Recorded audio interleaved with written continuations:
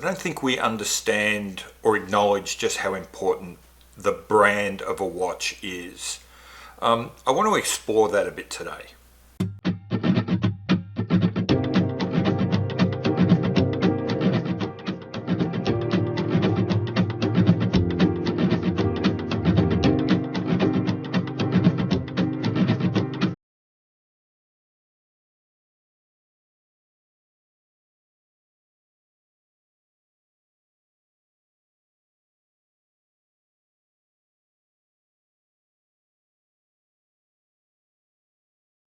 Hi, welcome back to Not So Obvious Watches. I'm Pete McConville. Over the last little while, I've been sort of looking at where I am as a watch collector, where I am as a YouTuber, trying to talk about watches and explain my feelings about them to you, my viewers.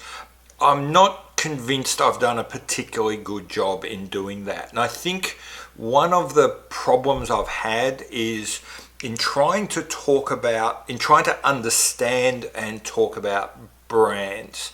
I've done everything from fully embrace the brand and try and talk about it that way, right through to a video you never saw because it was a turgid mess of me trying to imagine how I could do an entire watch review without once mentioning the brand name. And it was really that last one that was most instructive, that I found that it was just impossible to get across my feelings about a watch without talking about the brand of the watch. It was just really, as I said, it was actually impossible. The video was uneditable and it was painful to watch. And it's really one of the reasons why I kind of stopped doing watch reviews. So what I've done is I've sat back and thought about a number of things. And one of the big issues was that I was trying to rationalize the fundamentally irrational. And that's led to a number of issues that I'll be addressing over the next couple of weeks as I unpick this. Been thinking about trying to find value in a watch which as a luxury item has no inherent value, trying to discuss the merits of a mechanical watch without understanding or explaining the power of the brand of that watch. None of those things are rational, and trying to put a rational construct around those things is where I was completely falling apart. So I'm going to address one of those issues today, and that is brand, and talk about why I think brand is so important, at least for 99% of us. I'm sure that there are some of you out there currently saying, no, you don't understand, brand's not important to me. And there's probably 1% of you who are truly in that camp. I don't think it's anything more than that.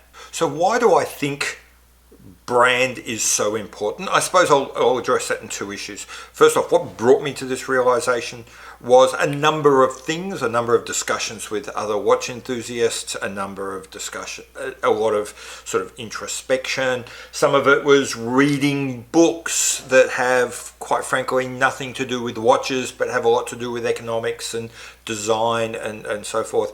And really a lot of it was a lot of it was commenters on other videos who, the more I sort of dived into what the comments were, it wasn't about the watches, it wasn't about anything real, it was about your vision of what these watches must be because they've come from a particular brand. They've got a particular word on the dial, and that must mean that the watch has certain characteristics. It was really quite interesting in the end I had to kind of bail out of some of these discussions because I realized that there is no way forward. There is no way out of this because the whole discussion thing is all predicated on the idea that there's a rational exchange of arguments. But when you realize that the arguments are fundamentally irrational and instead based on opinions around a brand or an idea or a concept, then there is no point going on. You really just have to say your piece, let it go and step away, which is what I belatedly figured out I needed to do. So anyway, that gave me the idea that by ignoring brands, by ignoring the power of brands and the effect it has on me and you and everyone else in how we look at any product, I was kind of missing the point. That brought me all the way around, and so now I'm kind of going the opposite way and saying that probably the first thing you need to do when you're reviewing a watch is to openly, honestly, transparently, and above all, authentically address what is your relationship to the brand of that watch, and what does that mean for you? What lens are you therefore looking through when you look at that watch? I'll back up a little bit. Why do I think that, apart from, I mean, there's 1,000,001 books on branding and marketing and everything, which will give you all sorts of kind of empirical reasons for why brands are important, and you can do any amount of research and go on the net and you'll find any number of scholarly articles talking about the importance of brand. I'm going to put it in sort of more philosophical terms right now. I think fundamentally the issue of brand, when it's talking about something which is important in your life, comes down to this fact. These propositions, I won't call them facts because maybe you'll debate them with me. This proposition. My proposition is that we all have life stories. We all have stories in our lives, stories in our heads that describe who we are and what we've been. Parts of those stories, parts of our lives are so unimportant, we barely even think about them. I'll be honest, I don't really think about clothing that much. I buy clothing that I think looks okay. I buy clothing that is kind of comfortable, but frankly, as I sit here right now, I can't tell you the brand of work boots I'm wearing, the brand of chinos I'm wearing. I can't tell you the brand of jumper I'm wearing. I can tell you that this t-shirt I bought in Canada because I do care about travel. I care about where I go, and I remember the things I do when I travel. So can't remember the brand of t-shirt, but I do remember I bought it in Canada. So conversely, there are other parts of my life I care deeply about, and I remember pretty much everything.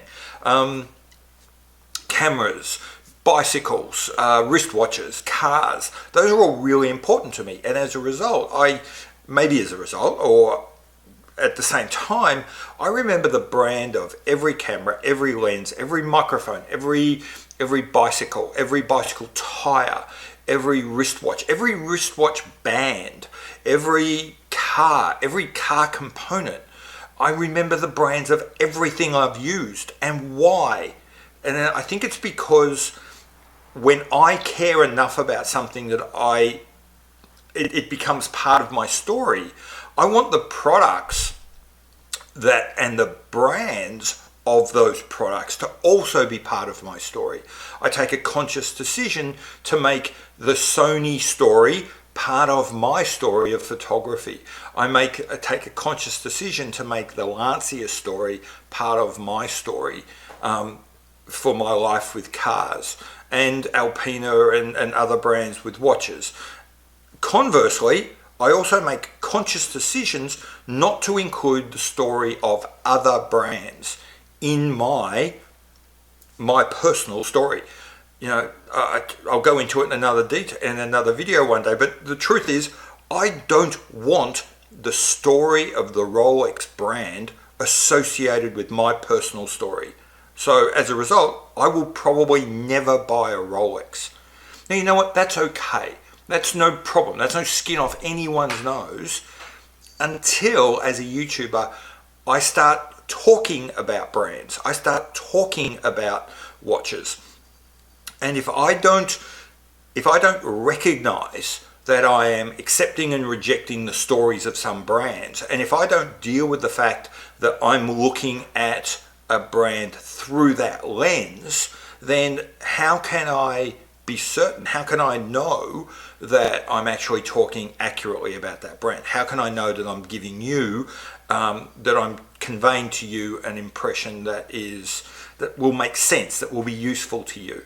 And so really that's what I'm going to be trying to do. What I've come back from this is realizing that in trying to excise a discussion of the brand, in trying to deal with a watch solely as a watch, as an item, broken away, separate from the marketing and the hype and everything around it, I was in fact not getting closer to the truth, but I was getting further away from it. I wasn't getting closer to an accurate review, an accurate discussion of the watch and how it made me feel and how it might make you feel. Actually, by ignoring the brand, perhaps the single most evocative part of a watch, I was getting further away from being able to do this. So really, that's a long way of saying I think that's what I'm doing. I'm looking at watches through that lens. I'm going to be doing it quite openly, quite transparently, and quite explicitly. We'll wait and see how this goes. I'm not necessarily saying this is what you all need to do. I'm not your priest. I'm not your therapist. It's not my job to tell you how to go through life. What I would say is, welcome on, follow me in my journey of trying to look at watches this way, through this lens. In a bizarre way, I've actually been quite critical of the Hodinkee kind of journalistic method. In fact, I've flat out said they are not journalists by making themselves the center of the story, by their kind of adoption of the story of brands and the uncritical assessment of those. I've sort of been, as I said, I've been quite critical of where that takes them as a website, and funnily enough, I find myself maybe coming closer to their view of being more subjective. Where I think it would be different is to acknowledge that there could be other stories about a brand, that you don't have to uncritically accept a particular story about Rolex or Omega or Zodiac or Timex, that there is room for alternative views, and that really we should be acknowledging that whilst a brand might mean one thing to one person, it might mean something completely different to another. So in a sense, yes, my reviews will be more emotional, more non-rational, more qualitative, more subjective, but I also aim to make them more transparent and open to lots of different ways of sort of poking at that subjectivity.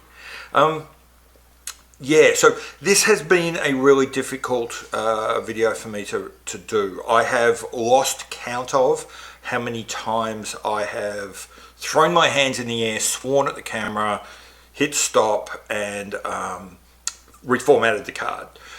This is my last desperate attempt. Maybe I'll get something useful out of this. I hope to God it is.